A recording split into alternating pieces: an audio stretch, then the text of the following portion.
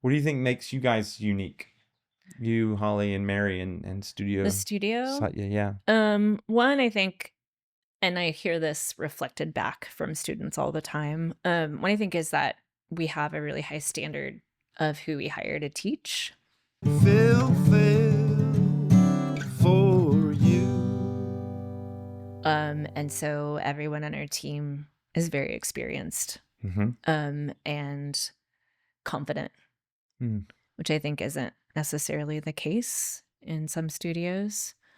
And then two, I think, is the variety of classes. Like I mentioned, nowadays in the United States, kind of vinyasa yoga or flow classes are what I think people perceive as yoga. And a lot of studios are just like flow studios. Like that's every class is that. There's no variety or a minimal variety. Whereas, we have not only a large variety, but family classes. So literally no matter what age you are, you can practice, Yeah. babies, kids, teenagers, or we have tween classes, but,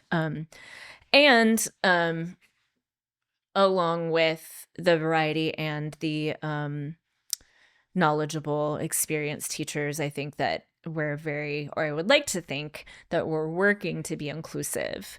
So some people might not feel comfortable practicing in other studios. And again, just like reflected back to me, I hear that people are comfortable practicing in our studio. Inclusive meaning like what kind of? Like maybe someone's injured, or maybe they're in a different experience with their body where they might feel intimidated taking a yoga class. So accommodating. You guys accommodate. Yes, and include. that too. Both. Yeah. I pulled up my phone because I was just going to read a couple of the classes just so folks could get an idea of the diversity. There's vinyasa, of course, crawlers and toddlers, which is like kiddos, hatha and sound, flow and meditation, therapeutic yoga for resilience, candlelight flow, baby and me, slow flow, gentle hatha, functional strength, prenatal yoga. Let's see. There is kids yoga, yoga for tweens, flow and restore, yoga for stress management. Yeah, so I think that in and of itself makes us pretty unique. Yeah, I think so. But I mean, there are other reasons, like the fact that we are locally owned. It's just us running the studio. Yeah. I mean, that exists in other places, but it's not common in other studios, but it's not common. What, that it's locally owned and operated? Yeah. Yeah. And a female-owned business. Yep. Women-owned business. Yeah. And there's something else that popped into my head, but then left. There was like one more thing that I was like, oh, that makes us unique as well. Oh, well, just that, we're not a fitness studio. And again, that's not entirely unique. There are other studios in Austin that are not fitness studios, but I think that's more common, right? That yoga studios nowadays are really honed in on fitness and trying to offer a fitness opportunity for people, which is not what we're really doing. You might have that experience in some of our more active classes, for sure. What are you honing in on? Doing our best to maintain the roots of yoga, which is that cessation of the fluctuation of the mind. Yeah, but just like honoring that it's not a Western practice. Right. It is because we are Westerners and we live here, so therefore it is. But that's not where the tradition comes from. And so just trying to keep that in mind, right? That we're borrowing a lot of these ideas and trying to do our best to steward them. Yeah. When you look at the thing, it's not just yoga up there. It's meditation and what's the third thing? In your byline, it says, I have it right here. It's yoga, meditation, and community. Oh, in my head, I was like, community, right? But yeah, it's community. I was like, but how embarrassing would that be if I said the wrong thing? Oh my goodness. I'd be like, no more co-owner for you. I'm the co-owner now. I don't know. It'd be fun. But yeah, community's a big part of it. Huge. Y'all got the book club. There's like a bike ride. You're Yeah. crescenting a bike rack. And we have a social bike ride coming up. I'm going to go on that bike ride. Cool. That sounds like fun. Me too. I love bike rides. There's yeah, so that's a big component. And I think that definitely makes us unique. Yeah. Community's huge. Yeah. Do they call it Sangha in yoga too, or is that just a Buddhist thing? I mean, I think there's some crossover. I've heard it when I was growing up in yoga called Kula. Kula. But I like that. Kula. But yeah, I mean, we know everybody's name. Yeah. Back to Cheers, right? Yeah. Cheers. Yeah. Where everybody knows your name. We know everybody's name. And they're always glad you came. Yep. Yeah. Yeah. One thing I noticed is like at the beginning of most classes, if not all of them, there's this kind of around the room. What's going on for everybody? What are you guys needing? Yeah. And I've done it a bunch. So it's like pretty much the same thing every time. You know, shoulders, hips. I want some balance or core. It's like it's a small number of things people say, and they say it every time for the most part.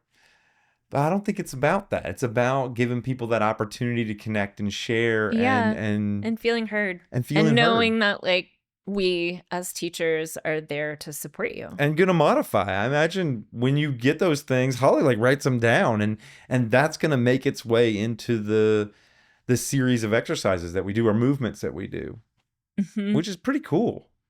Yeah, and again, like going back to having experienced teachers, like that's not something that a newer teacher would be ready to do necessarily. Maybe some, but How do you think I could? This digresses or returns back to an earlier conversation, but I'm just wondering through my connection with you guys and a practice, a regular practice with y'all, I wonder how I could demonstrate the value of that, or the change in my body and my mind after X number of months. I mean, what do you notice that is different for you? I get deeper into folds for sure. Like my flexibility's increased already. That's great. And it hasn't been that long. Yeah. And I already noticed when you would first say, bring your knee in to touch your nose, I couldn't touch my nose. That's hard to touch your nose with your knee. And now I can do it. That's awesome. I touch my nose with my knee, which is pretty cool. Yeah, that is really cool. Yeah. It's exciting. It is exciting. It's when I do something that I couldn't do before, it's exciting. Yeah. I'm trying to think of the stillness of the mind part, like fluctuations of the mind. I love the Shavasana. I'll say that. It's gotten to be something I look forward to in every class.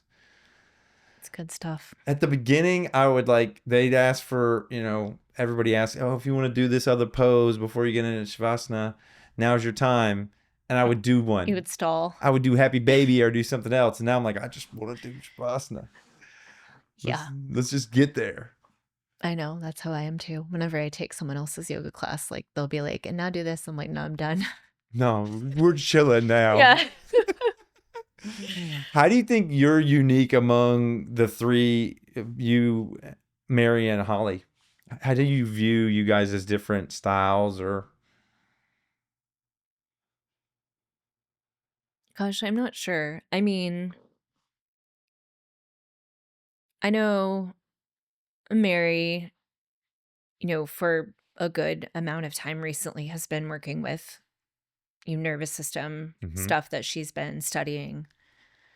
And, hence the class you mentioned, the yoga for therapeutic yoga for resiliency. So that's different for sure. I mean, I don't know. It's like I can tell you like how they're different from me, but it's hard for me to say how I'm different from them. How you're unique, yeah. Yeah. You don't play music in your classes. I do, just not in all my classes. Yeah. Okay. Yeah. Okay. In some classes I do. Some I don't. At first I thought it was odd, but now I like it. Yeah, I I do play music in some of my classes. Karlie, It depends on the Karlie class. plays music in some of her classes. But not all of them. Right. Yeah, that's a conscious choice. Yeah. For sure. It's that stripping away the senses. It's like one less thing to distract myself from the exercise and the experience. Yeah. And I think that there are so few quiet spaces. Mm-hmm. Like they're so difficult to find.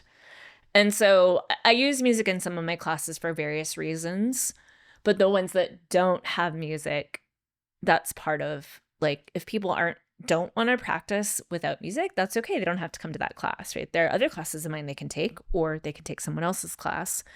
But in those classes that don't have music, that's an opportunity to be in a quiet space. I agree. I think that's cool.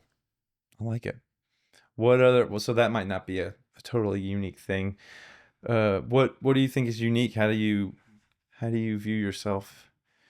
That's the hard part. That's the hard part. I don't know how I view myself. I'm not sure. Yeah, I'm not sure. I mean, I've had people like give me feedback that say like your classes are, different from anyone else's, or that, but I don't know why. They're not specific. I'm not that I remember. Your instruction is very specific, and your voice is staccato. Like it's like almost like the words are really, you're choosing them. I've heard that very before. Purposefully. I've heard that exact thing before from other students. You have? Yeah.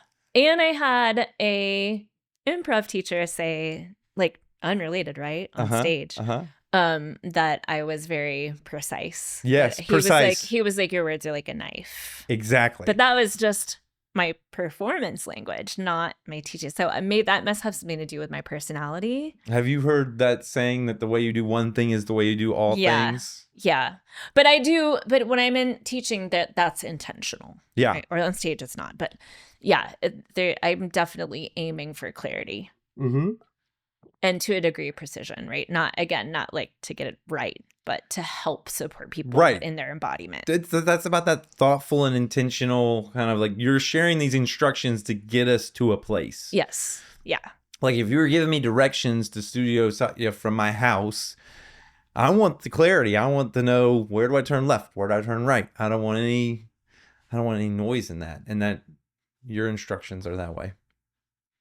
Everybody gives great instructions. But yours are unique in the cadence of them. Yeah, so maybe that's how I'm different. Because everything you're saying I've heard from other people before. Yeah. So do you have a yoga voice? I would like to think that I don't.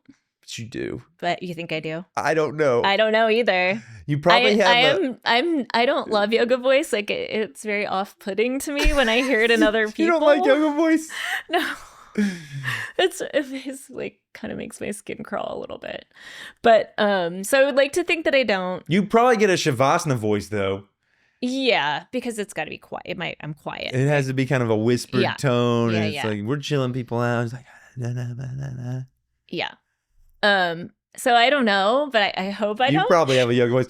What we should do is we'll have this example of and then you're gonna Karlie's put in voice, a clip of me teaching, and then see what do we? Does she have a yoga voice or not? Yoga voices are all right. Well, I'm glad you think so. You don't. They're cringe for you. Yes. Where do you do yoga? Do you do yoga at the studio, or when you practice yoga, what does it look like? Or do you get that experience through the teaching experience? Because I know you. Not so much. Again, like everything's changed since I've had a kid, but it's like I'm just trying my best to find balance and everything, but all the time. Sometimes, like given how much time I have, I'll just drop into random classes around town, which I find interesting and fun. Otherwise, I practice at home, sometimes by myself, and often with my teacher who has an online platform. So. Oh, that's cool. You'll just drop in at yoga studios all over town. I mean, maybe not all over because I hate driving. Yeah, me too. It depends on my mood and my schedule. But yeah. Like Black Swan? I haven't been to Black Swan in over a year. Practice? Yes. I like that place. Yeah. Where else? Yoga East? I've actually never been there, not for any It's particular pretty cool. I've reason. been there. But yeah, Dharma yoga? Dharma, I love Keith. Sukha. Yeah. I've never been to Sukha. I've taught at all these places too, You like have. in the past. And Karlie's she's been in the Austin yoga community a long time. 'Cause yeah. you were at Yoga, right? Mm-hmm. Yeah. Yeah, and I've practiced at Wild Heart recently. I've never been to Wild Heart. Yeah. Yeah, so just, kind of wherever. Making the rounds. Yeah, I mean, there are some studios that I'm curious about, but I just won't deal with like driving or parking, Yeah. I don't want to deal with driving or parking either.